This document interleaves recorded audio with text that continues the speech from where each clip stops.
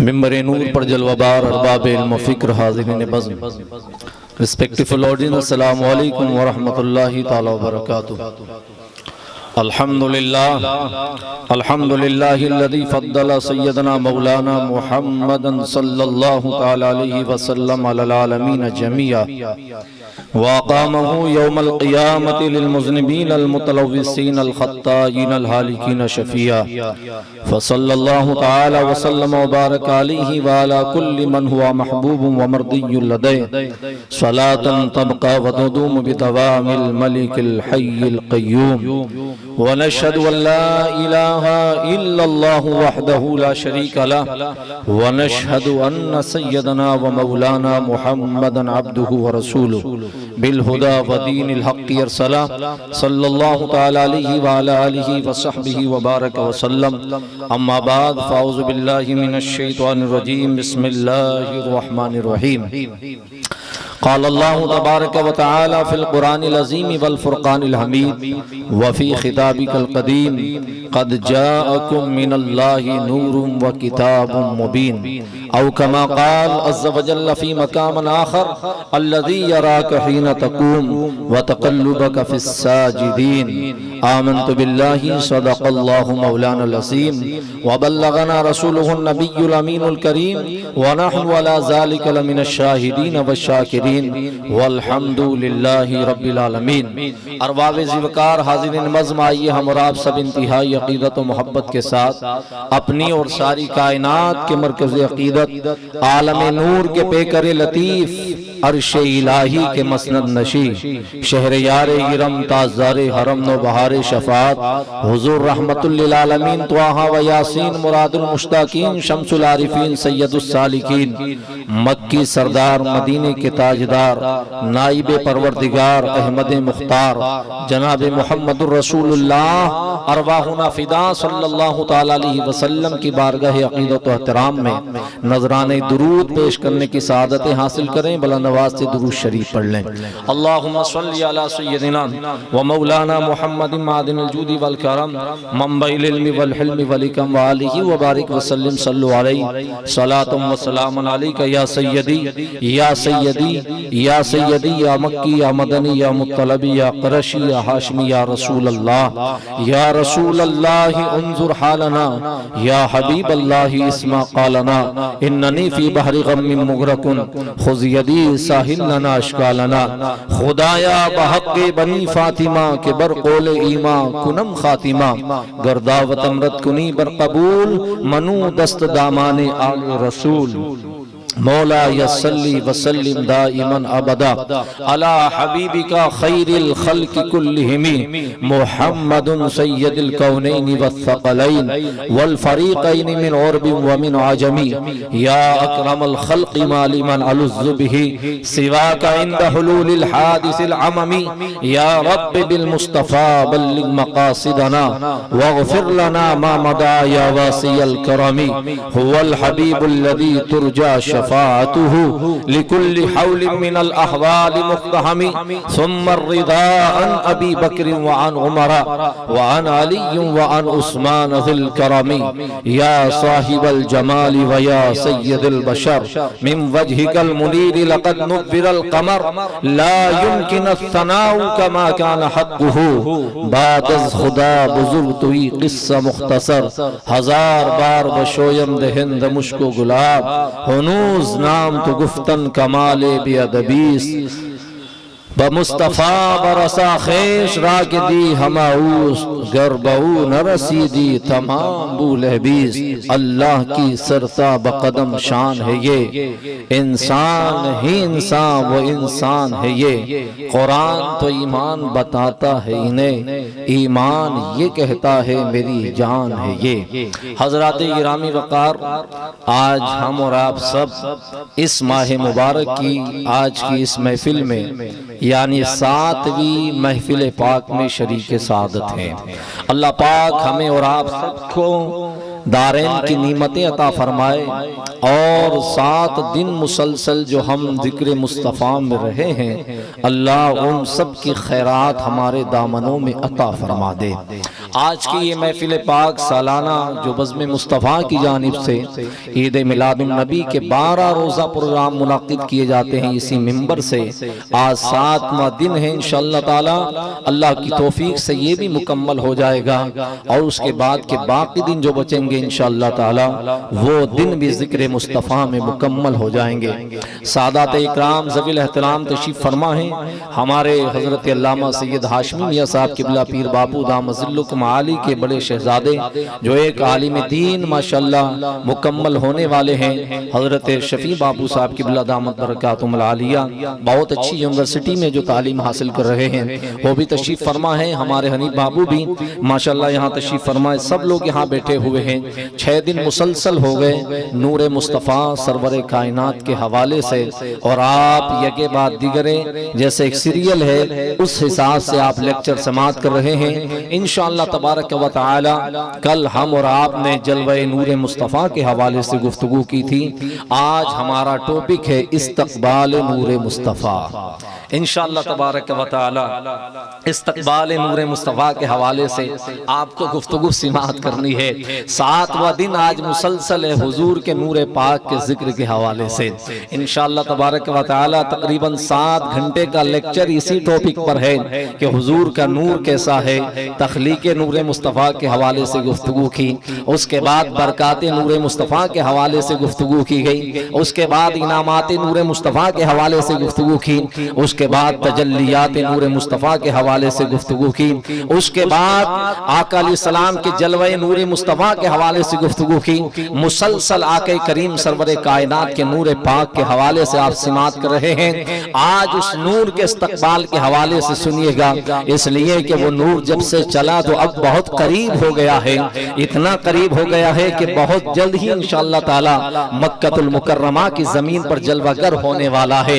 کل ہم نے جہاں سے اپنا سبق ختم کیا تھا وہیں سے اپنے سبق کا آغاز کریں گے، اور آپ لوگ بالکل توجہ کے ساتھ ایک ایک لفظ آپ کو سماعت کرنا ہے۔ کل جہاں سبق چھوڑا تھا اسی سے بات کا آگے آغاز کرتے ہیں، اور آج کا لیکچر اور آج کا سبق اور آج کا درس ہمارا وہیں سے شروع ہوگا جہاں ہم نے چھوڑا تھا۔ ہم نے کل گفتگو کی تھی اور آقا کریم سرور کائنات صلی اللہ علیہ وسلم کی جد کریم حضرت ہاشم رضی اللہ تعالیٰ اور اس کے بعد سرکار کے دادا حضرت عبد المطلب رضی اللہ تعالیٰ اور اس کے بعد سرکار کے والد گرامی حضرت عبداللہ رضی اللہ تعالیٰ، ان کے حالات اور ان کی تاریخ آپ کے سامنے ہم نے رکھی تھی، اور اس نور کے جو جلوے ان کی نگاہوں کے اندر اور ان کی پیشانیوں میں جو اس نور کی جلوہ گریاں تھی اس کو آپ کے سامنے پیش کیا تھا۔ ہماری گفتگو یہاں پہنچ چکی تھی کہ حضرت عبداللہ رضی اللہ تعالیٰ کی پیشانی سبحان اللہ، وہ ایسی پیشانی جس میں نور مصطفیٰ کی جلوہ گری تھی، وہ حضرت عبداللہ جو آقا کریم کا جن کو باپ ہونے کا شرف حاصل ہوا ہے، وہ حضرت عبداللہ رضی اللہ تعالیٰ جن کو یہ لقب ملا کہ وہ نبی آخر الزماں کے والد گرامی ہیں۔ اللہ اکبر، یہ کتنے شرف کی بات ہے کہ نبی آخر الزماں کے والد ہونے کا درجہ اللہ نے عبداللہ کو عطا فرمایا۔ حضرت عبد المطلب کے لخت جگر جن کا نام حضرت عبداللہ رضی اللہ تعالیٰ ہے، جن کی پیشانی کے اندر نور مصطفیٰ جلوہ گر تھا۔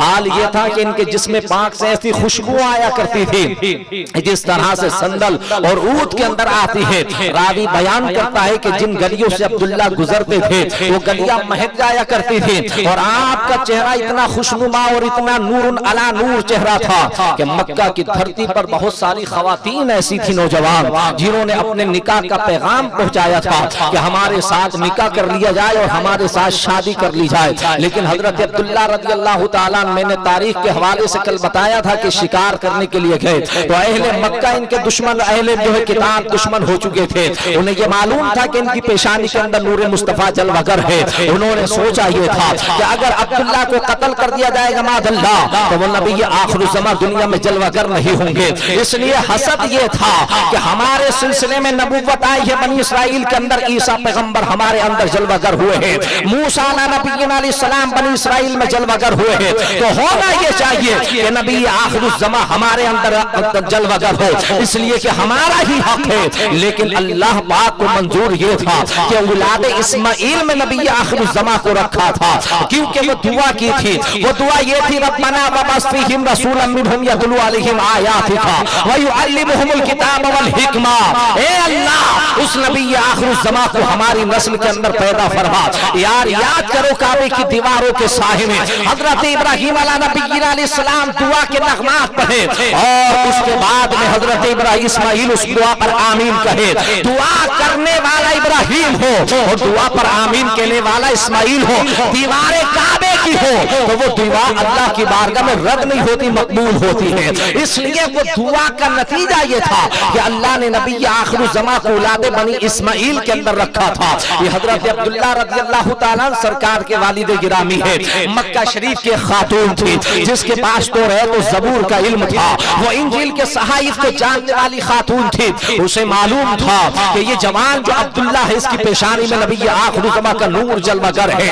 अब उसके बाद में वो औरत जब आप गली से निकलते थे तो हमेशा अपने दरवाजे पर खड़ी हो जाती और खड़े होने के बाद हजरत अब्दुल्ला से कहती थी मेरे साथ निकाह कर लो, मेरे साथ निकाह कर लो। उसके बाद में जब वो निकाह करने की दावत को आपने ठुकरा दिया तो हजरत अब्दुल्ला बयान फरमाते हैं कि मेरे वालिद गिरामी ने, मैंने कहा था जब शिकार के लिए निकले तो एक लश्कर जर्रार आया जिनकी शक्लें मक्का वालों से नहीं मिल रही थी। उन्होंने जब चारों तरफ से घेर लिया था तो हजरत अब्दुल्ला रज़ियल्लाहु ताला वहां पर खड़े हुए तो आसमान से अल्लाह ने जमात का नुज़ूल फरमाया। उन्होंने उस जमात के साथ जो है जिहाद जब हुआ है तो हजरत अब्दुल्ला की हिफाजत फरमाई। मैंने कहा था वहब नाम का एक शख्स था जो देख रहा था, जो मदीना का रहने वाला था, कबीला कुरैश से ताल्लुक रखने वाला शख्स था, ये भी वहब जिसका नाम वहब बिन अब्द मनाफ है, ये शख्स भी देख रहा था। जब इसने हजरत अब्दुल्ला को देखा उसके बाद सारे मामलात खत्म हो गए तो अब्दुल्ला के करीब आया। उसने कहा बताओ तुम्हारा नाम क्या है? इन्होंने बताया मेरा नाम अब्दुल्ला है।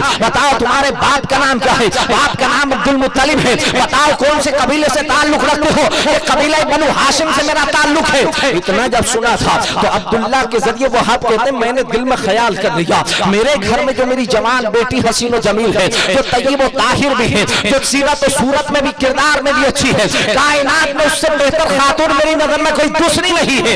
एक बाप अपने दिल में ख्याल करता है कि मैं अपनी शहजादी का निकाह इससे कर दूं। जानते हो वो खातून कौन है जिसके जरिए ये निकाह की बात चल रही है? अपने मनाफ वहाब ने ये खबर अब्दुल मुत्तलिब तक पहुंचाई और सरकार के दादा को बुलाया। मदीनातुल मुनव्वरा उस जमाने में ये यसरब शहर था, उस यसरब के अंदर बुलाया गया और बुलाए जाने के बाद वहाब ने कहा कि मेरी ये शहजादी आमिना है जिसका नाम आमिना खातून है, मैं इसका निकाह आपके बेटे के साथ अब्दुल्ला के साथ करना चाहता हूँ, आपको मंजूर है? सरकार के दादा ने कहा था यहीं से सबक हमने छोड़ा था, अब यहीं से सबक आगे सुनिएगा एक एक लाख। हजरत वहाब अब्दुल मुत्तलिब ने फरमाया था मुझे भी ऐसी औरत की तलाश थी जो सीरत में भी अच्छी हो, सूरत में भी अच्छी हो, किरदार और अमल में भी अच्छी हो, तो ऐसी पाकीज़ा खातून हो।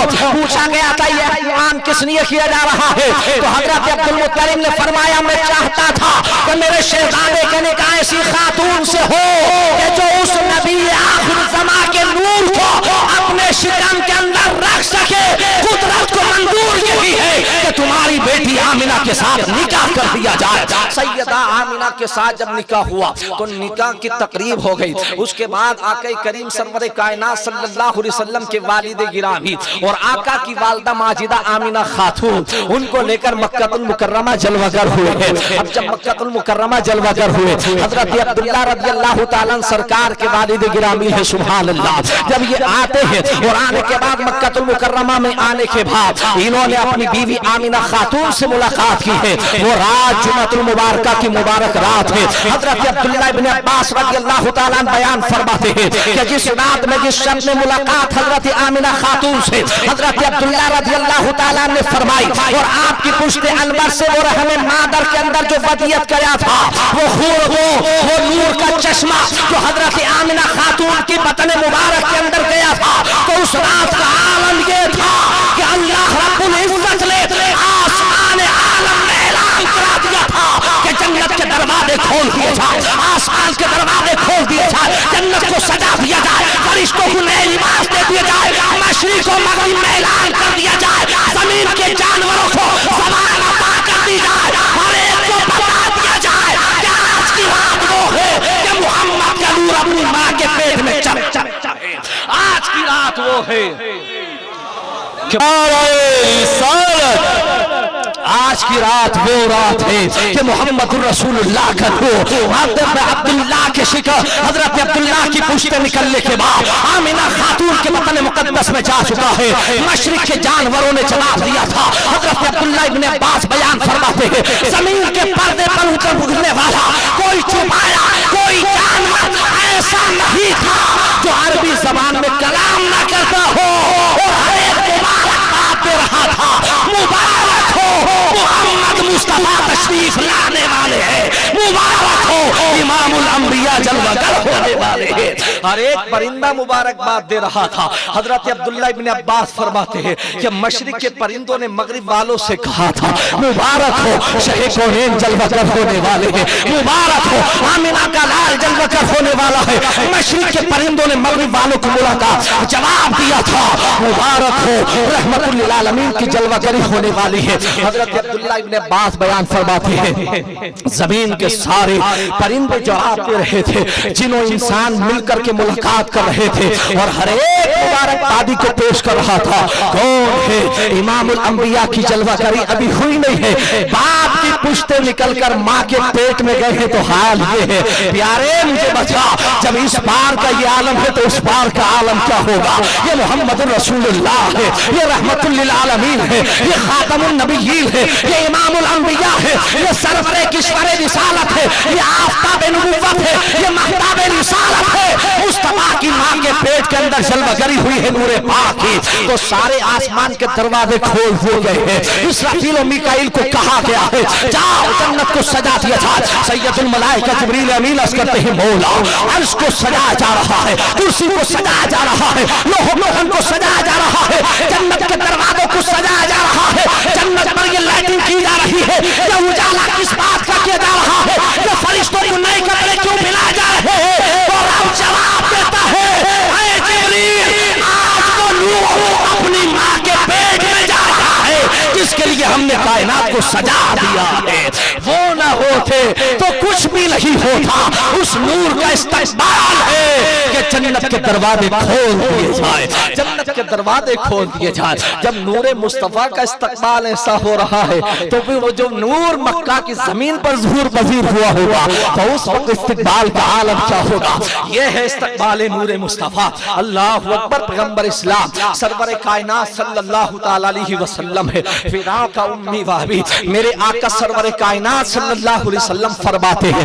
حضرت عبداللہ بن عباس نے فرمایا اچھا مزے کی بات یہ ہے کہ جنت کو سجایا جا رہا ہے. درختوں کو سجایا جا رہا ہے. آسمان کے دروازے کھولے جا رہے ہیں. فرشتوں کو نیا لباس بنایا جا رہا ہے. مشرق کے جانور مغرب والوں کو خبر دے رہے ہیں اور ساری دنیا میں اعلان کیا جا رہا ہے. مبارک باتیاں دی جا رہی ہے. اس بات کی خبر دے کون رہا ہے. یہ بتا کون رہا ہے. یہ اپنا میلاد بتا کون رہا ہے. کون ہے جس نے یہ بتایا کہ میرا نور جب ماں کے پیٹ میں آیا تو پھر آسمان کے دروازے کھولے گئے. وہ کون ہے جس نے یہ سارا کچھ بتایا. تو مجھے بتاؤ کون بتائے گا. محمد مصطفیٰ کے بارے میں یہ جو کچھ بتایا ہے خود مصطفیٰ جو کچھ بتایا خود مصطفیٰ نے بتایا. لوگ سوال کرتے ہیں بتاؤ حضور نے میلاد منایا کہ نہیں منایا. ہم نے کہا بے وقوف حضور نے تو کہا تھا جنت کے دروازے کھول دیے گئے تھے. حضور ہی نے تو فرمایا آسمان کے دروازے کھولے گئے تھے. حضور ہی نے تو فرمایا تھا کہ مشرق کے پرندوں نے مغرب والوں کو سلام کیا تھا. حضور ہی نے تو بتایا تھا کہ کائنات کے چپے چپے پر مبارک بادی دی گئی تھی. ہم نے کہا ہم میلاد میں بھی تو یہی پڑھنے جو حضور نے خود پڑھا تھا. تو پتہ یہ چلا کہ اور کون سا میلاد ہوگا. اس سے بڑا اور کون سی دلیل ہوگی کہ خود امام الانبیاء اپنے بارے میں خود ارشاد فرما رہے ہیں. وہ نبی بیان فرما رہا ہے جو زمین و آسمان کا مالک ہے. وہ نبی بیان فرما رہا ہے کہ جس کو اللہ نے کائنات کی حکومت عطا فرمائی ہے اور کائنات کے ذرے ذرے کو مصطفیٰ جان رحمت کے لیے پیدا کیا گیا ہے. اس لیے اعلیٰ حضرت سرکار فرماتے ہیں زمین و زمان تمہارے لیے, چنین و چنا تمہارے لیے, مکین و مکہ تمہارے لیے, اور یا رسول اللہ بنے دو جہاں تمہارے لیے, دہن میں سبا تمہارے لیے, بدن میں ہے جا تمہارے لیے. ہم آئے یہاں تمہارے لیے، اٹھے بھی وہاں تمہارے لیے، اور یا رسول اللہ علیہ کے صلاۃ و تسلیم، تمہاری چمک، تمہاری دمک، تمہاری مہک، تمہاری جھلک، سما کو سما میں شیشہ نگاہ تمہارے لیے یا رسول اللہ۔ کائنات میں اگر جھلک ہے تو وہ تمہاری ہے، کائنات میں مہک ہے تو وہ تمہاری ہے، کائنات میں چمک ہے تو وہ تمہاری ہے۔ سما کو سما، زمین و آسمان میں اگر کسی کے نور کی جھلکیاں ہے تو وہ مصطفیٰ آتی ہے جس سے کائنات چمک رہی ہے۔ صبا وہ چلے کہ بات پھلے، وہ پھول کھلے کہ دل ہو بھلے، لیوان کے تلے ثنا میں کھلے، رضا کی زماں تمہارے لیے۔ وہ سب کچھ حضور ہی کے لیے ہے، وہ سب کچھ مصطفیٰ کے لیے ہے۔ جہاں کسی کی نہیں بنتی ہے اور جہاں کوئی نہیں سنتا ہے وہاں آمینہ کا لال سنتا ہے، گنبد خضرا کا مکی سنتا ہے۔ جب کہیں نہیں بنتی ہے اور کوئی نہیں سنتا ہے، سب دروازہ بند کر دیتے ہیں تو آمینہ کا لال اپنا دروازہ کھولتا ہے، آمینہ کا لال کھولتا ہے۔ حضور فرماتے ہیں کہ جس رات میں اپنے باپ کی پشت سے نکل کر ماں کے شکم میں گیا تھا تو حال یہ تھا، رب نے منادی فرمایا ساری دنیا کو سجا دیا جائے۔ اس کے بعد آقا خود فرماتے ہیں کہ جانوروں نے ایک دوسرے کو مبارکباد دینا پیش کر دی تھی۔ یہ کون سا مہینہ تھا جس مہینے کے اندر پیغمبر اسلام کا نور اپنے باپ کی پشت سے نکلا اور ماں کے شکم میں گیا تھا؟ جانتے ہو یہ کون سا مہینہ تھا؟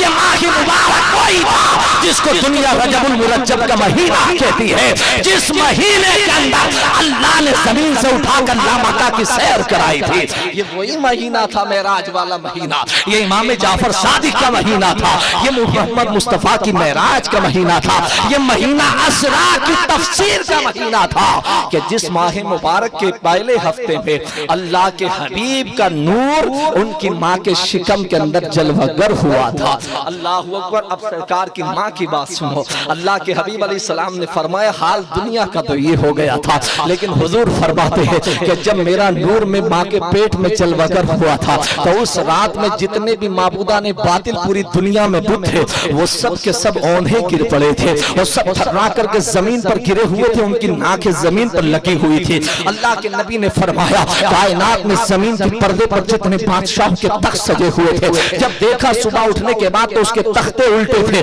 وہ سارے تخت پلٹے ہوئے تھے۔ جس رات میں اپنی ماں کے پیٹ میں جلوہ گر ہوا تھا اس کا عالم یہ تھا کہ بڑے بڑے محلات میں رہنے والے بادشاہوں کے قلعے تھرا اٹھے تھے۔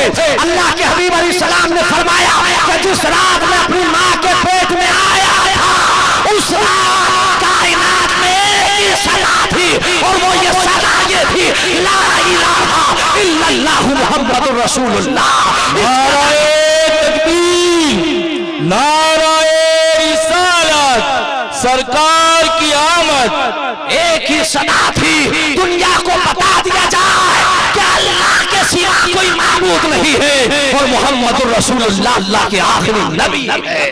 دنیا میں یہی نغمہ تھا، پتھروں نے جھک کر کے آمد نور مصطفیٰ کا استقبال کیا تھا، بتوں نے ناکیں ٹیک کر کے استقبال کیا تھا، بڑے بڑے محلات کے تخت الٹے ہو گئے تھے، انہوں نے استقبال کیا تھا، اور سارے لوگ اور جانور مل کر یہ کہہ رہے تھے لوگوں مبارک ہو محمد مصطفیٰ جلوہ گر ہونے والے ہیں۔ اے اے کتنا پیارا جملہ ہوگا، یہ کیسا جملہ ہوگا جب مشرق کے جانور کہتے ہو مبارک ہو محمد مصطفیٰ آنے والے ہیں، مشرق والے کہتے ہوں گے مبارک ہو محمد مصطفیٰ جلوہ گر ہونے والے ہیں۔ اللہ کے حبیب علیہ السلام نے ارشاد فرمایا یہ اس رات کی کرامت ہے جس رات محمد الرسول اللہ کا نور نکل کر ماں کے شکم میں گیا تھا۔ امام جلال الدین سیوطی رحمت اللہ تعالی علیہ ارشاد فرماتے ہیں ہم نے پوچھا تھا امام اعظم ابو حنیفہ رحمت اللہ تعالی علیہ سے سوال کیا تھا اے امام اعظم یہ بتاؤ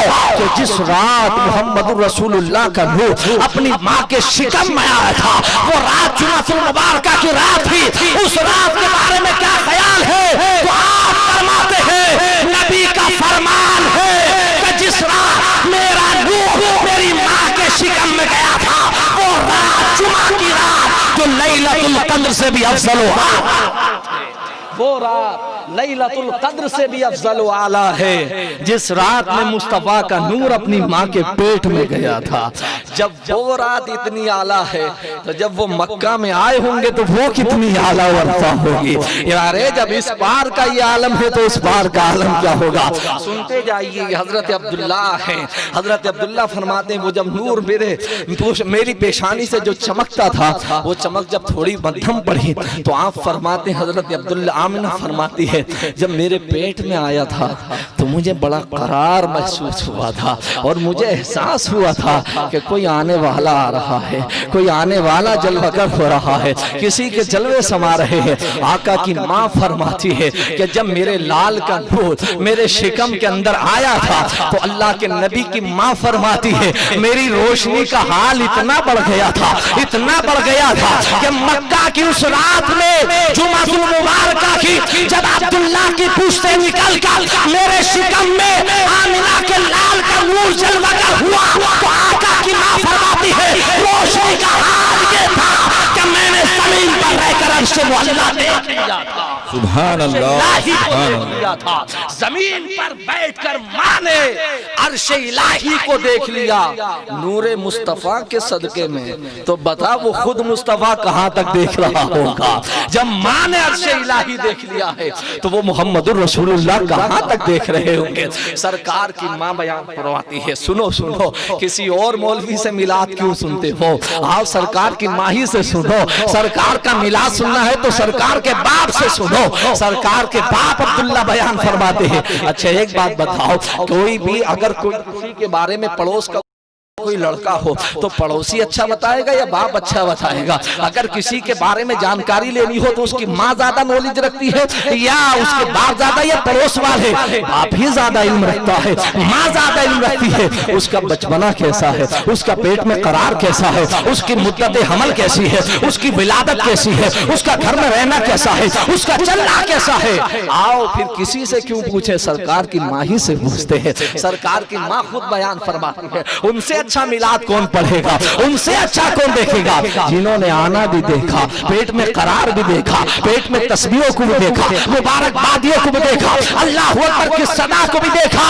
اور آپ فرماتی ہے کہ جب میرا لال میرے شکم میں آیا تھا تو اسی رات سے مجھے اللہ اکبر کی صدائیں بلند ہونے لگی۔ اندھیری کوٹری تھی، میں گھبرا گئی تو آواز آئی، آمنہ گھبرانے کی ضرورت نہیں ہے، یہ جو آواز آ رہی ہے امام الانبیاء کے ذکر کی آواز آ رہی ہے، امام الانبیاء کے ذکر کی آواز آ رہی ہے۔ اب سرکار کے باپ فرماتے ہیں، حضرت عبداللہ فرماتے ہیں کہ میں پہلے جب مکہ کی گلیوں میں گزرتا تھا تو عورتیں مجھ سے کہتی تھی نکاح کر لو، ہم سے نکاح کر لو۔ آپ فرماتے وہ خاتون جو توریت اور انجیل کا علم رکھتی تھی، جس کے پاس میں زبور کا علم تھا، وہ ہمیشہ مجھے آفر دیتی تھی۔ آپ فرماتے میرے انتظار میں کھڑی رہتی۔ فرماتے اس رات کے بعد جب میں ان گلیوں سے گزرا تو میں نے دیکھا وہ خاتون میرے انتظار میں اب کھڑی نہیں ہے۔ اللہ اکبر، مجھے تعجب ہوا کہ روزانہ تو میرا انتظار کرتی تھی میں کب آؤں گا، لیکن آج استقبال کے لیے میرے کھڑی نہیں ہوئی ہے۔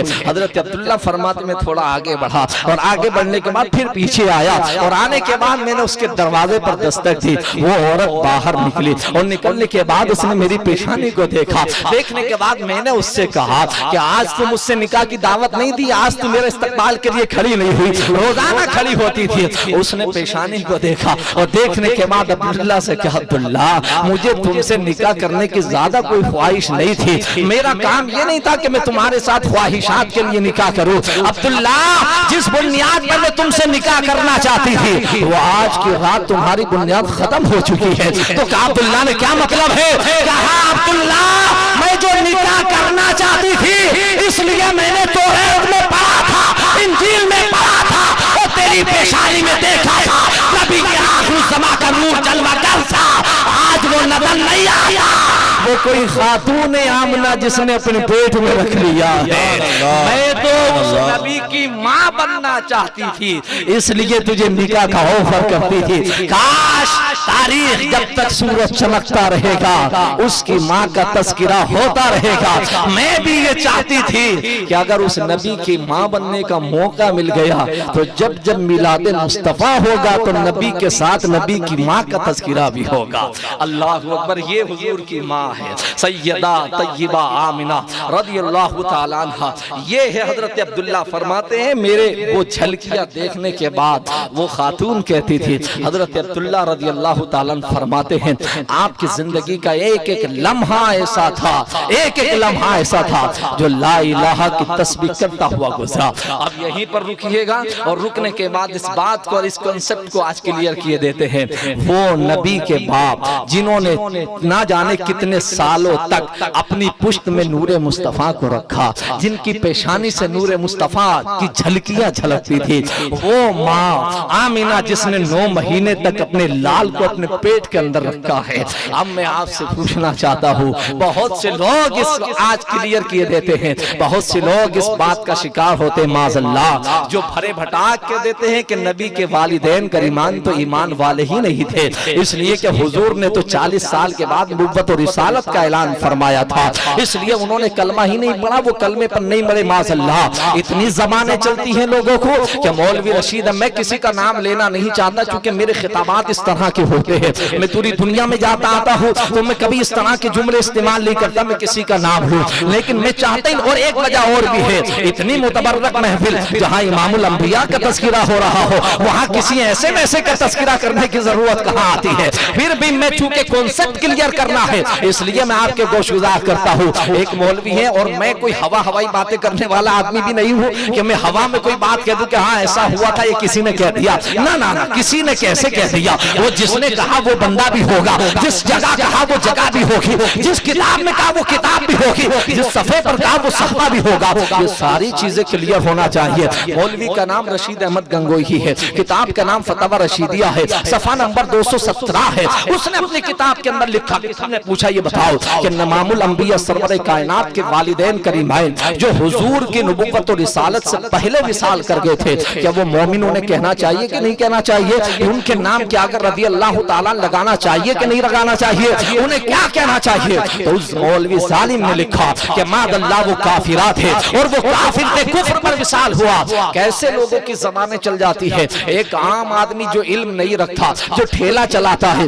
جو مونگ پھلیاں بیچتا ہے، جو کیلے اور فروٹ بیچتا ہے، اس کا دل بھی یہ گوارا نہیں کرے گا کہ جس نبی کا کلمہ پڑھتا اس نبی کی ماں کو یہ کہے کہ وہ کافر تھی، یا اس کے باپ کو یہ کہے ماد اللہ وہ کافر تھا۔ تو مگر یہ علمی بحث ہے تو علم کے حوالے سے اس کو حل کرنا ہوگا۔ آؤ سنو، امام الانبیاء کے والد بھی مسلمان اور مومن کامل ہے، ہاتھ بلند کر کے گواہی دو، امام الانبیاء کے والدین بھی ایمان والے اور ان کی ماں بھی ایمان والی، مگر صرف عبداللہ ہی نہیں، صرف آمنہ ہی نہیں، بلکہ خود نبی نے فرمایا آدم سے لے کے عبداللہ تک، آمنہ سے لے کے حوا تک جن راستوں سے میرا نور آیا وہ سب کے سب مسلمان حق ہے۔ سبحان اللہ سبحان اللہ۔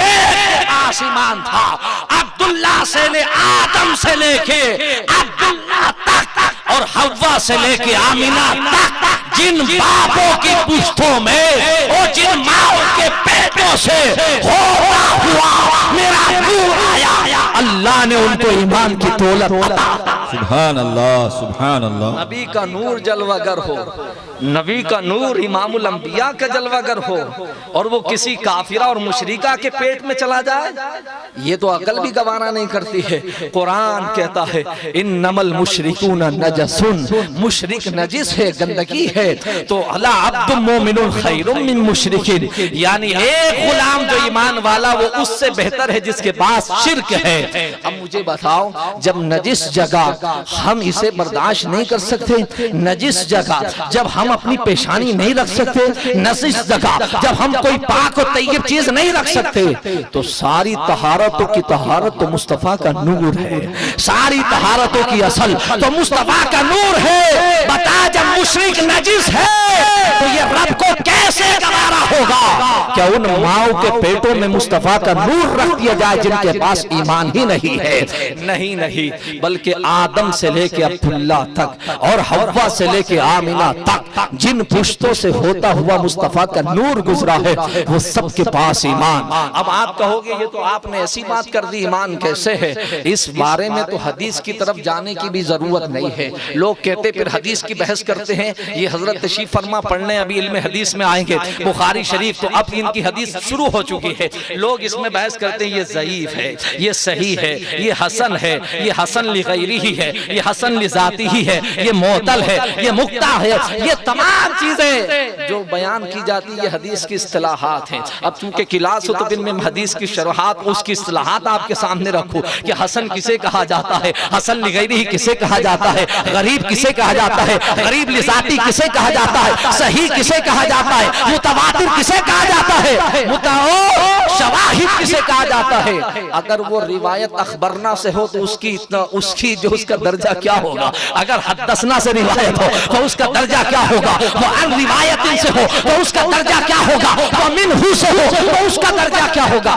یہ تمام کتابی باتیں ہیں۔ تو اس طرف اگر حدیث کی طرف جائیں تو آپ یہ کہیں گے صاحب اس میں یہ لائی کوئی سوال کر سکتا ہے، یہ حدیث ضعیف تھی، ہم کتابوں کی طرف بھی نہیں جا رہے، حدیث کی طرف نہیں جا رہے، آؤ ہم اس کتاب کی طرف چلتے ہیں جس کتاب کا نام قرآن ہے، قرآن ہے جس کا نام قرآن ہے، اور جس کی شان یہ ہے ذالک الکتاب لا ریب فیہ، جس میں شک کی اور ڈاؤٹ کی گنجائش ہی نہیں ہے۔ سبحان اللہ، سبحان اللہ۔ آسمانی کتاب ہے جس کو رب نے اپنے محبوب پر نازل فرمایا اور جس کی حفاظت کی ذمہ داری رب نے خود لی ہے، اور فرمایا اِنَّا نَحْنُ نَزَّلْنَا الذِّکْرَ وَإِنَّا لَهُ لَحَافِظُونَ، بے شک قرآن کو ہم ہی نے نازل کیا ہے اور ہم ہی اس کی حفاظت کرنے والے ہیں۔ اچھا ایک نئی تفسیر آپ کو بیان کر دیں، ایمان تازہ ہو جائے گا، کر دیں بیان، زور سے بولو سبحان اللہ، زور سے بولو سبحان اللہ۔ آخر کار یہ قرآن ہے کیا؟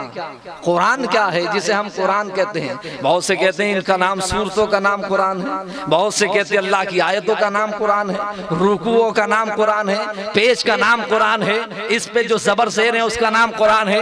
تو آخر کار یہ جو زبر زیر ہیں یہ کیا ہے، یہ جو حروف ہیں یہ کیا ہیں، یہ صورتیں یہ کیا ہے، یہ رکوع یہ کیا ہے، یہ آیتیں یہ کیا ہے؟ تو امام جلال الدین سیوطی فرماتے ہیں یہ قرآن مصطفیٰ کی باتیں ہیں، اگر کسی کو چاہے کہ وہ محبوب سے باتیں کرے تو وہ قرآن پڑھنا شروع کرے، آمینہ کے لال سے باتیں شروع ہو جائیں۔ سبحان اللہ، سبحان اللہ۔ آمینہ کے لال سے باتیں شروع ہو جاتی ہے اگر وہ قرآن پڑھنا شروع کرتے۔ تو مصطفیٰ کے مجموعے کا نام اگر باتیں کرے تو اس کا نام کلام ہے۔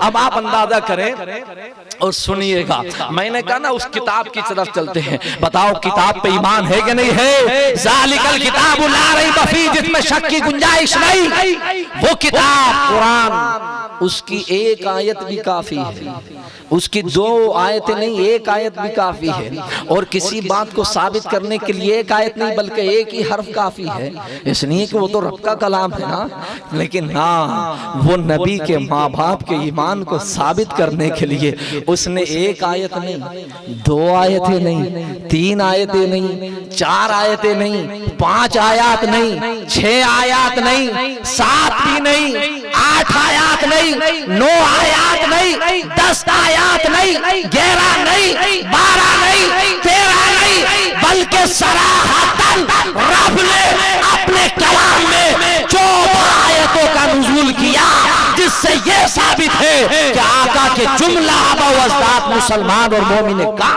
حق ہے۔ سبحان اللہ، سبحان اللہ۔ قرآن کی کتنی 14 آیات، کتنی آیات 14 آیات ہیں۔ کوئی اگر سوال کر لے اونا میں نبی کے والدین کے ایمان کے تعلق سے تو جواب دینا سینہ ٹھوک کر کہ کتنی آیات ہیں، 14 آیات۔ کتنی آیات ہیں؟ 14 آیات۔ اور پھر آیات میں بھی درجہ یہ ہوتا ہے کہ کنایتن ہے، دلالت النس ہے، عبارت النس ہے، صراحت النس ہے۔ کون سی نس ہے؟ تو صریحن ہے، یعنی الفاظ میں فرمایا کیا؟ صریحن، صراحتن۔ 14 آیات۔ کتنی آیات؟ 14 آیات۔ اب مجھے بتاؤ رب کے کلام میں تو ایک ہی آیت کافی تھی، لیکن اس رب عالم الغیب والشہادہ ہے، وہ جانتا ہے مسئلہ اتنا پیچیدہ ہوگا کہ پہلے وصال ہو جائے گا، اعلان بعد میں ہوگا تو آبجیکشن کرنے والے کھڑے ہو جائیں گے، سنی پریشان ہوگا، ایمان والا نبی کے ماں باپ سے محبت کرنے والا پریشان ہوگا، تو کبھی ایک آیت کو نہ مانے تو میں لہو تاکہ پڑھ پڑھ کے سنائے اور سنانے کے بعد اس کا اعلان کرے کہ نبی جو سراپا ایمان ہے ان کی برکت سے ان کے باپ بھی مومن تھے، ان کے ماں اللہ سبحان اللہ، ان کے باپ بھی مومن تھے، ماں بھی مومنہ تھی۔ اچھا ایک بات بتائیے گا، اللہ پاک نے پہلی آیت کریمہ ہے، پہلی آیت کریمہ وَإِذْ قَالَ إِبْرَاهِيمُ، جب هَذَا الْبَلَدَ آمِنًا وَاجْنُبْنِي وَبَنِيَّ أَن نَّعْبُدَ الْأَصْنَامَ، جب انہوں نے یہ دعا فرمائی، جب وہ کعبہ میں پہنچے اور کعبے کو جب انہوں نے کعبہ تعمیر جب ہوا اور جب انہوں نے دعا فرمائی تو کہا هَذَا الْبَلَدَ آمِنًا، اے اللہ اس شہر میں برکتیں عطا فرما اور اس شہر کے اندر تو ثمرات کا پھلوں کا جو ہے رزق کا انتظام فرما دے۔ اب جب یہ دعا ابراہیم کر رہے ہیں اور یہ کہہ رہے ہیں مولا یہ جو شہر ہے مکہ کھڑے وہاں ہیں، اب وہ مکہ جس وقت دعا کی جا رہی تھی اور حاضل بلد کہاں تھا شہر، تو اس وقت وہ شہر بھی نہیں تھا، صرف حضرت ابراہیم تو اسماعیل اور دو چار لوگوں کی جھونپڑیاں اور تھیں، تو یہ حاضل بلد کہنے کی کیا ضرورت تھی جب تو وہ چھوٹا سا ایک گاؤں بھی نہیں تھا اور شہر فرما رہے ہیں۔ تو اس شہر کی طرف بھی اشارہ حاضل بلد میں یہ ہے کہ وہ شہر آج کی بات نہیں کر رہے ہیں بلکہ اس زمانے کی بات کر رہے ہیں جب آمنہ کا لال جلوگر ہونے والا ہے، اس زمانے کی بات ہو رہی ہے۔ اور فرمایا گیا اس شہر میں اللہ برکت عطا فرما اور آنے والوں کے لیے امان عطا فرما اور اس شہر کے اندر پھلوں کا رزق عطا فرما۔ آج بھی یہ دعا ایسی مقبول ہے کہ دنیا کے پردے پہ جو پھل کہیں نہ ملے، بے موسم پھل وہ مکہ اور مدینہ میں حق ہے سبحان اور اللہ، مدینہ میں ضرور ملتا ہے، چاہے یہاں موسم ہو یا نہ ہو، آپ خانہ کعبہ جائیں، یہ اس دعائے ابراہیمی کی برکت ہے جو انہوں نے کعبے کی دیواروں کے سائے میں کی تھی۔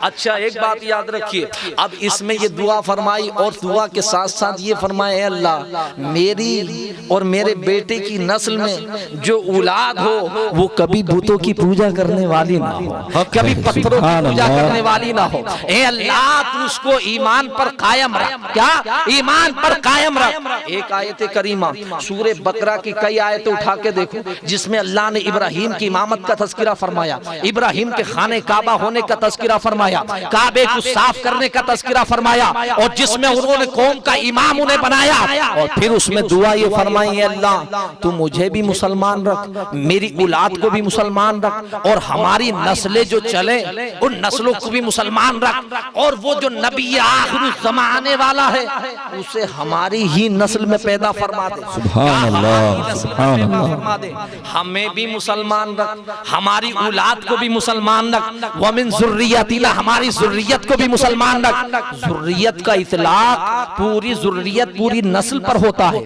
کائے پہ پوری نسل پر ہوتا ہے، اور جب پوری نسل پر اطلاق ہوتا ہے تو امام الانبیاء کے دادا دعا کر رہے ہیں اور یہ دعا کو رب قرآن کا حصہ بنا رہا ہے۔ اگر یہ دعا قبول نہ ہوتی تو رب اپنے قرآن کا حصہ کیوں بناتا، اپنے قرآن میں نازل نہیں کرتا۔ اس کا قرآن میں نازل کرنے کا مطلب یہ ہے کہ دعا رب کی بارگاہ میں مقبول ہو چکی ہے، اور جب دعا مقبول ہو گئی تو دعا یہ ہے کہ اللہ تو ہمیں بھی مسلمان رکھ اور ہماری اولاد کو بھی مسلمان رکھ۔ ایمان کا سرٹیفکیٹ رب سے ملا تب رب نے قرآن میں نازل کیا۔ یہ دعا ابراہیمی بتا رہی ہے کہ ابراہیم اور اسماعیل اور اس کی جتنی ذریت آمنہ کے لال ہوئی ہے سب کے پاس ایمان تھا اور سب مسلمان تھے اور سب کے سب لا الہ الا اللہ کلمے کو بلند کرنے والے تھے۔ حق ہے سبحان اللہ سبحان اللہ۔ اچھا دوسرا یاد رکھیے گا کہ آقا علیہ السلام کا نور جن راستوں سے ہوتا ہوا گزرا ایمان ان کے پاس، جن ماؤں کے پیٹوں سے گزرا ان کے ماں کے پاس ایمان۔ اچھا مجھے بتائیے جب ایمان والا ہے تو یہ فیصلہ قرآن کا ہے نا، لا یستوی اصحاب النار و اصحاب الجنہ، دوزخی اور جنتی برابر نہیں ہو سکتے، اصحاب الجنت هم الفائزون، جنتی کامیاب ہے۔ اب مجھے بتاؤ ایمان کی شان یہ ہے کہ وہ جنت کے اندر جائے اور کفر یہ ہے کہ اسے دوزخ کے اندر لے جائے اور اسے دوزخ کی آگ جلائے۔ مجھے بتاؤ کہ جس دل کے اندر نور مصطفیٰ ہو، یہ تو ہم اور آپ بھی جانتے ہیں اور آپ سب جانتے ہیں کہ نور مصطفیٰ کا چراغ جلا تو اسے جہنم کی آگ جلا نہیں سکتی۔ جس کے سینے میں سے محبت کا چراغ جلے اس کے سینے کو جہنم کی آگ جلا نہ سکے تو جس کی پشت میں نور مصطفیٰ رہے اور جس ماں کے پیٹ میں 9 مہینے تک جلوہ گر رہے، مجھے بتاؤ اسے جہنم کی آگ کیسے جلا سکتی ہے؟ دوسری روایت حضرت عائشہ حضرت انس رضی اللہ تعالیٰ عنہ سرکار کے صحابی ہیں، حضرت ابن عبیدہ فرماتے ہیں کہ میں ان کے گھر گیا، انہوں نے میری دعوت کی، میں دعوت میں ان کے گھر گیا تو دسترخوان سجایا، دسترخوان لگا ہوا تھا اور دسترخوان پر ایک رومال رکھا ہوا تھا چھوٹا سا ہاتھ صاف کرنے کا۔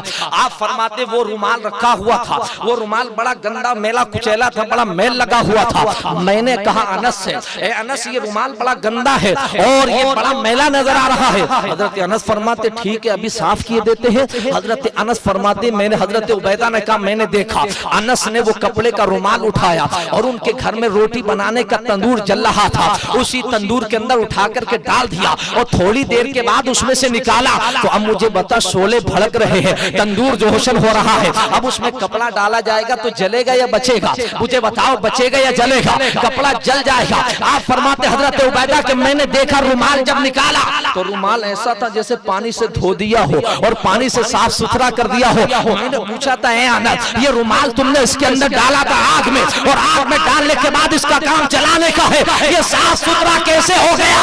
تو انس فرماتے ہیں یہ وہ رومال ہے کہ جس سے مصطفیٰ نے اپنے چہرے پاک کو لگا لیا تھا۔ نعرہ تکبیر، نعرہ رسالت، سرکار کی آمد۔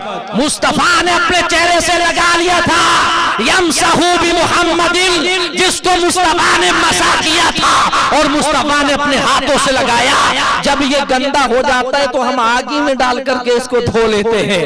ایک رومال کو نبی کا ہاتھ لگے تو آگ تندور کی جلا نہ سکے، جس ماں کے شکم میں 9 مہینے مصطفیٰ کا نور رہے، مجھے بتاؤ اسے جہنم کی آگ کیسے جلا سکتی ہے؟ یہ بات قرآن سے، حدیث سے، آثار صحابہ سے، اجماع امت سے اور ائمہ کے اقوال سے متفقہ ثابت ہے کہ مصطفیٰ کے باپ بھی مومن تھے اور ماں بھی ایمان والی تھی۔ حق ہے، سبحان اللہ، سبحان اللہ۔ قربان جاؤں ہزاروں لاکھوں درود و سلام کی ڈالیاں اور لاکھوں ثواب کا نزول ہو انوار و تجلیات کا امام جلال الدین سیوطی رحمت اللہ علیہ کے مزار پر، جس امام نے الحاوی للفتاوی جیسی کتاب لکھ کر یہ ثابت کر دیا ہے کہ محمد الرسول اللہ کے جملہ آبا و اجداد مسلمان اور مومن کامل تھے۔ آؤ اعلیٰ حضرت کے نام سے تکلیف رکھنے والے لوگوں، بہت سے لوگوں کو تکلیف ہوتی ہے اعلیٰ حضرت کے نام سے، وار مجدد اعظم تیری تربت پہ لاکھوں سلام ہوں۔ کتنا احسان پر کہ یہ قیامت کی صبح تک اٹھ پائیں اور دیکھیں تو تیری جوتی کا جو تلوہ ہے، ہماری ٹوپیاں تو نیچے آ سکتی ہے لیکن احمد رضا کے تلوے تک نہیں پہنچ سکتی ہے۔ سبحان اللہ، کیسا مجدد سبحان اللہ حق ادا کر دیا۔ سادات اکرام کو جن کی نسبتوں کا تاج رکھنے کے بعد اور سادات کی غلامی کا پٹا اپنی گردن میں ڈالنے کے بعد امام احمد رضا نے دنیا بھر کے سیدوں کی قیادت کو محفوظ کر دیا ہے، حق ادا کر دیا۔ تبھی تو کہاں کیسے آقاؤں کا بندہ ہوں رضا، بول والے میرے سرکاروں کے، اے رضا، اے رضا، یہ احمد نوری کا فیض نور ہے، ہو گئی تیری غزل بڑھ کر قصیدہ نور کا۔ کبھی یہ نہیں کہا کہ یہ کام احمد رضا نے کیا ہے، یہ نقی علی خان کے بیٹے نے کیا ہے، یہ رضا علی کے پوتے نے کیا ہے، یہ امام المتکلمین کے شہزادے نے کیا۔ جب بھی لکھا تو یہ کہا کہ میں گدا ہوں اپنے کریم کا، میں گدا ہوں اپنے کریم کا۔ جب بھی بولا تو یہی بولا کہ میں گدا ہوں اپنے کریم کا۔ سبحان اللہ، کیسا کام۔ امام جلال الدین سیوطی کی الحاوی للفتاوی، اور اس کے بعد میں اتنی بڑی کتاب پوری امت میں 14 صدیوں میں نہیں، 14 صدیوں میں پوری امت نے کتاب نہیں لکھی، بس جس نے بھی لکھا تو 21 آقا علیہ السلام کے نسب نامے لکھے۔ کتنے؟ 21 نسب ناموں تک لکھنے کے بعد قلم اٹھا دیا۔ 21 نسب نامے لکھے ہیں کہ بس یہ ثابت ہے، 21 سے آگے کو نہیں لکھا۔ قربان جاؤں امام احمد رضا فاضل بریلوی پر کہ جس نے کتاب الشمول الاسلام اس نام سے کتاب لکھی اور جس میں میرے آقا کے جد کریم کے ایمان پر قلم چلایا تو آدم سے لے کے عبداللہ تک اور حوا سے لے کے آمنہ تک کس سن میں، کس پیریڈ میں، کس ٹائم میں، کتنے وقت کس کے پاس مصطفیٰ کا نور رہا، اس امام نے کتابوں کے درجنوں حوالے کے ساتھ ایک کتاب شمول الاسلام لکھ کر ملت کو یہ بتا دیا کہ جن گلیوں سے مصطفیٰ کا نور آیا وہ سب مومن تھے، وہ جن ماؤں کے پیٹ سے آیا وہ سب نعرہ رسالت، عشق و محبت، عشق و محبت۔ شمول الاسلام، شمول الاسلام اعلیٰ حضرت نے کتاب لکھی۔ کیسی کتاب جامع لکھی ہے۔ جب عرب شریف کے امام اعظم کے پاس وہ کتاب رکھی گئی تھی اور شمول الاسلام کو اعلیٰ حضرت نے پیش کیا تھا، یہ رسالہ فقیر نے لکھا ہے، تو انہوں نے اپنے سر پر رکھنے کے بعد حرم شریف کا طواف کیا تھا اور انہوں نے یہ کہا تھا کہ احمد رضا کہ نبی کی خاص عنایت ہے تیرے اوپر کہ مصطفیٰ نے علم کے ایسے دروازے کھول دیے ہیں، ایسا لگتا ہے کہ یہ کتاب احمد رضا نے خود نہیں لکھی ہے بلکہ مصطفیٰ نے بیٹھ کر خود لکھوا۔ سبحان اللہ، سبحان اللہ۔ ایسے علم کے دریا بہائے۔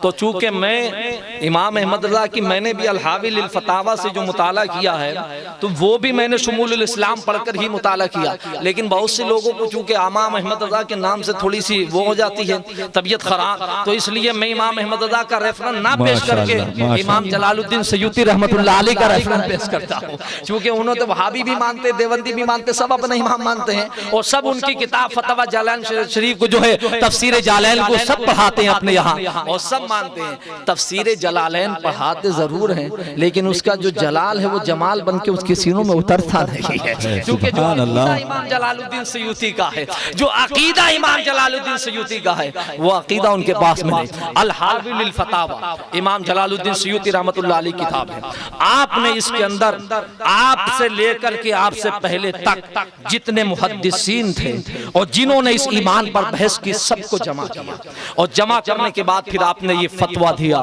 کہ تمام شواہد سے اجماع امت سے یہ ثابت ہے کہ وہ شخص جو نبی کے والدین کو مومن نہ مانے یا والدہ واجدہ کو ایمان والا نہ مانے وہ دنیا کا بدترین ملعون ہے، وہ شخص جہنمی ہے جو حضور کے والدین کے تعلق سے یہ عقیدہ۔ آؤ بہت پیارا ایک نام آپ کے سامنے پیش کرتا ہوں، آپ سب لوگ اب تو جانتے ہیں، شاید پہلے نہیں جانتے ہوں گے لیکن جب سے یہ سیریل آیا تو سب لوگ جاننے لگے کہ یہ بھی کوئی مولانا تھے۔ آؤ میں امام محمد ابو بکر ابن عربی کا ایک حوالہ پیش کرتا ہوں۔ سبحان اللہ، جب سے یہ سیریل ارطغرل غازی آیا ہے تو سب ابن عربی کو تو جانتے ہوں گے، جب سے یہ نام آیا ہے ابن عربی کو دیکھا نا ابن عربی کو، تو وہ ابن عربی کا ایک حوالہ جنہوں نے کتاب لکھی سبحان اللہ طبقات السلمی، وہ اپنے فتاوی میں لکھتے ہیں۔ ان سے کسی نے پوچھا تھا، شیخ اکبر حضرت ابن عربی سے کسی نے پوچھا بتاؤ آپ کا فتویٰ کیا ہے اس کے بارے میں جو شخص نبی کے والدین کو مومن نہ مانے، آپ فرماتے فہو ملعون، وہ شخص میری نظر میں ملعون ہے اور وہ شخص اللہ اس کے رسول کو تکلیف دینے والا ہے دنیا اور آخرت کے اندر، اور جو اللہ اس کے رسول کو تکلیف پہنچائے گا اس کا ٹھکانہ جہنم ہے، اس کے علاوہ کوئی اور نہیں۔ سبحان اللہ، سبحان اللہ۔ یہ شیخ ابن عربی نے خود لکھا ہے۔ آپ فرماتے ہیں پھر یہ آیت پڑھی آپ نے فَهُوَ مَلْعُونٌ إِنَّ الَّذِينَ يُؤْذُونَ اللَّهَ وَرَسُولَهُ لَعَنَهُمُ اللَّهُ فِي الدُّنْيَا وَالْآخِرَةِ، اللہ کی دنیا اور آخرت میں اس پر لعنت ہوتی ہے جو اللہ کے نبی کے والدین قریبین کو مومن نہ مانے۔ آؤ سنو، حضرت عباس سرکار کے چچا ہیں، حضرت عباس سرکار کے چچا ہیں۔ ایسی بہت سی آیت ہیں کہ آقا علیہ السلام نے خود ارشاد فرمایا کہ مرنے کے بعد اس کے خاندان والوں کو اس کی وجہ سے تکلیف نہ پہنچاؤ، اور حضور نے فرمایا کہ میں تم میں سب سے بہتر انسان ہوں، انا خیرکم نسبا و خیرکم ابا، میں تم میں سب سے بہتر ہوں نسب کے اعتبار سے بھی اور باپ کے اعتبار سے بھی. اور میرے آقا نے دوسری حدیث میں فرمایا وَأَنَا خَيْرُكُمْ نَسَبًا وَأَنَا خَيْرُكُمْ بُيُوتًا, میں تم میں سب سے بہتر ہوں نسب کے اعتبار سے بھی گھر کے اعتبار سے بھی. آقا نے فرمایا کہ اللہ نے جب خلق کو پیدا کرنے کا ارادہ کیا تو سب سے بہترین مخلوق حضرت آدم کو پیدا کیا. آقا فرماتے آدم کو اللہ نے آدم کو پیدا کیا اور اس آدم میں سب سے بہترین مجھے رکھا ہے. پھر اللہ نے قبیلے بنائے تو ان بہترین قبیلوں میں مجھے رکھا. پھر اللہ نے شعبے بنائے تو سب سے اچھے شعبے میں مجھے رکھا. پھر خاندان بنائے تو سب سے بہتر خاندان میں مجھے رکھا. پھر باپ بنائے تو سب سے بہتر باپ میرا بنایا اور سب سے بہتر ماں میری. سبحان اللہ سبحان اللہ. دوسری حدیث ہے مشکات شریف کی حدیث ہے, امام ترمذی نے اس کو بیان فرمایا ان اللہ اصطفى ابراہیم واصطفى اسماعیل واصطفى بنی کنانہ. پھر میرے آقا نے ارشاد فرمایا واصطفى قریشا واصطفى بنی ہاشم وانا منہ. آقا نے فرمایا اللہ نے ابراہیم کو چنا اور ابراہیم سے اسماعیل کو چنا اور اسماعیل سے بنی کنانہ کو چنا اور بنی کنانہ کے قبیلے سے قریش کو چنا اور قریش سے بنو ہاشم کو چنا اور بنو ہاشم سے محمد رسول اللہ. حق ہے. سبحان اللہ سبحان اللہ. میرے آقا نے فرمایا آؤ سن لو, کہاں تک مصطفیٰ کے ایمان والدین کے ایمان کی دلیل سنو گے. آؤ دیکھو یہ مصطفیٰ کے والد ہیں حضرت عبداللہ, یہ ماں ہے حضرت آمنہ خاتون. اللہ اکبر, جن کا نام لے تو ہمارا دل ٹھنڈا ہو جائے. وہ فرماتے ہیں آقا کریم کہ اللہ نے آدم کو چنا, اس میں سب سے بہتر مجھے رکھا. پھر اللہ نے شعبے بنائے, سب سے بہتر شعبے میں مجھے رکھا. آقا نے فرمایا اللہ نے عرب کو چنا, عرب میں سے مجھے رکھا. پھر عرب میں سے قریش کو چنا, قریش میں مجھے رکھا. قریش میں سے بنو ہاشم کو چنا, بنو ہاشم میں مجھے رکھا. اور پھر حضور نے فرمایا میں ان سب سے بہتر ہوں, نہ میرے نسب کا کوئی جواب ہے نہ میرے آبا و اجداد کا کوئی جواب ہے. میرے گھر جیسا کسی کا گھر نہیں, میرے آبا و اجداد جیسے کسی کے آبا و اجداد نہیں ہے, میرے نسب جیسا کسی کا نسب.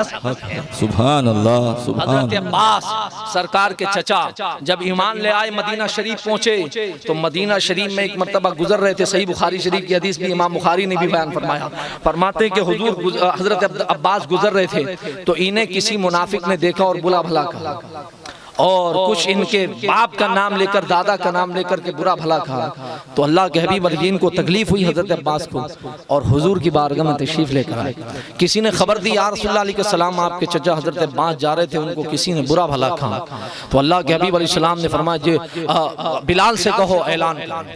بلال نے اعلان کیا. اعلان کرنے کے بعد امام الانبیاء نے فرمایا سب کو بلا لو. اور حضرت عمر حضرت ابوبکر صدیق فرماتے میں نے دیکھا کہ مصطفیٰ کے چہرے نور پر غصے کے آثار اس طرح سے تمتما رہے تھے کہ اس طرح سے چہرے پاک لگ رہا تھا کہ نبی کریم سرور کائنات کو ظاہری بہت پریشانی. امام الانبیاء تشریف فرما ہوئے, فرما مسجد نبوی شریف کے باہر سب لوگ کھڑے ہو گئے اور سارے لوگ اندر بیٹھے. امام الانبیاء منبر شریف پر جلوہ گر ہوئے. آپ نے فرمایا لوگو یہ بتاؤ میں کون ہوں. سب نے کہا محمد الرسول اللہ ہے.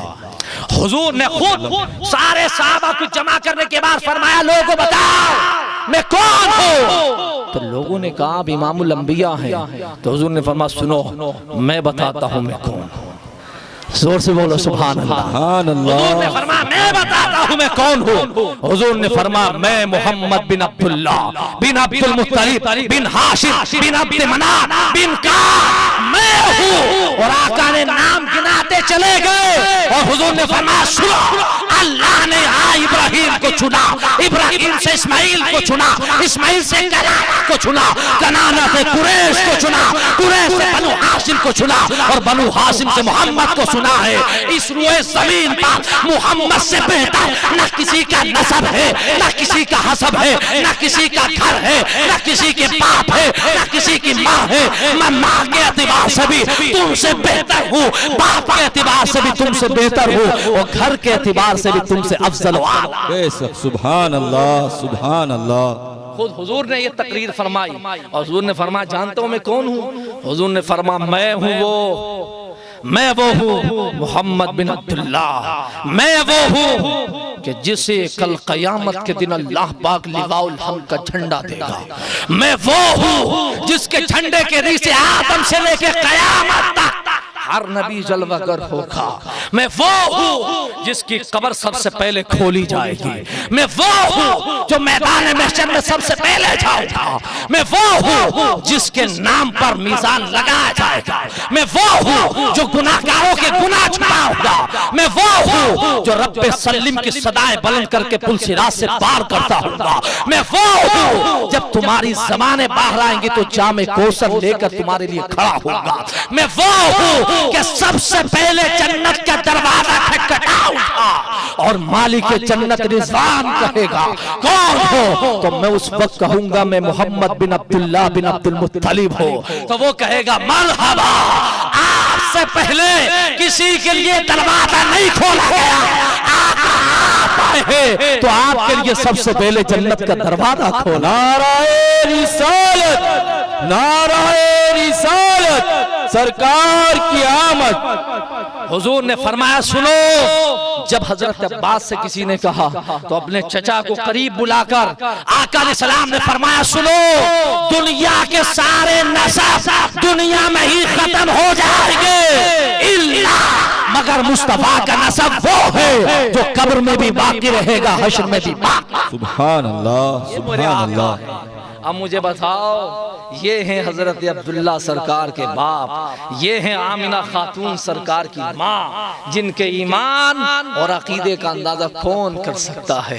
ہمارا آپ سب کا عقیدہ یہی ہے جو امام جلال الدین سیوطی رحمت اللہ علیہ کا عقیدہ ہے۔ ہر ایک اس بات کی گواہی اپنا سیدھا ہاتھ کھڑا کر کے دے کہ جو عقیدہ اس بارے میں امام احمد رضا کا ہے، جو عقیدہ مہراڑا کے تاجدار کا ہے، جو عقیدہ غریب نواز کا ہے، جو عقیدہ بغداد کے غوث پاک کا ہے، جو عقیدہ کربلا کے حسین کا ہے، جو عقیدہ سیدہ فاطمہ کا ہے، جو عقیدہ حضرت علی کا ہے، عثمان کا ہے، عمر کا ہے، ابو بکر کا ہے، وہ یہی ہے کہ وہ سب مومن تھے۔ ایمان حق حق، سبحان اللہ، سبحان اللہ۔ وہی عقیدہ ہے جو 14 صدیوں سے چلا آ رہا ہے۔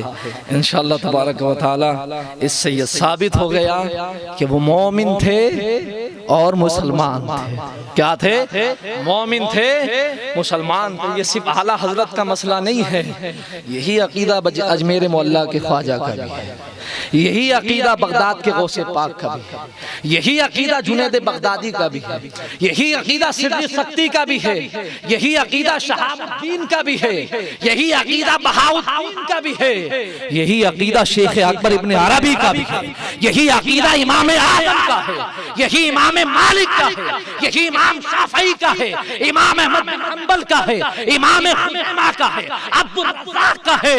آؤ حدیث میں اٹھا کے دیکھو، یہی عقیدہ امام بخاری کا ہے، امام مسلم کا ہے، امام ترمذی کا ہے، امام نسائی کا ہے، امام ابن ماجہ کا ہے، امام ابو یوسف کا ہے، یہی عقیدہ امام محمد کا ہے، یہی عقیدہ امام زفر کا ہے، امام سفیان ثوری کا ہے۔ حدیث کے جتنے امام ہیں ہر ایک کا یہی عقیدہ ہے کہ امام الانبیاء کے والد مسلمان تھے، مومن کام۔ سبحان اللہ۔ اور ہر اونا کے سنی مسلمان کا عقیدہ ہے کہ وہ مسلمان تھے اور مومن کامل تھے۔ ان کے عقیدے کی گواہی انشاءاللہ تعالی یہ زمین بھی دے گی، یہ آسمان بھی دے گا، یہ چاند ستارے بھی دیں گے، یہ ہمارے چہروں کا نور بھی گواہی دے گا کہ آمنہ بھی مسلمان تھی، عبداللہ بھی مسلمان تھے۔ اور کیوں نہ ہو، اس لیے کہ محمد مصطفیٰ تشریف لانے والے ہیں، حضور آنے والے ہیں۔ باتیں لمبی ہو گئی، کل انشاءاللہ تبارک و تعالی یہ ہے استقبال نور مصطفیٰ۔ سبق یاد رکھیے گا، یہیں سے کل آگے بڑھیں گے انشاءاللہ تعالی۔ السلام علیکم ورحمۃ اللہ۔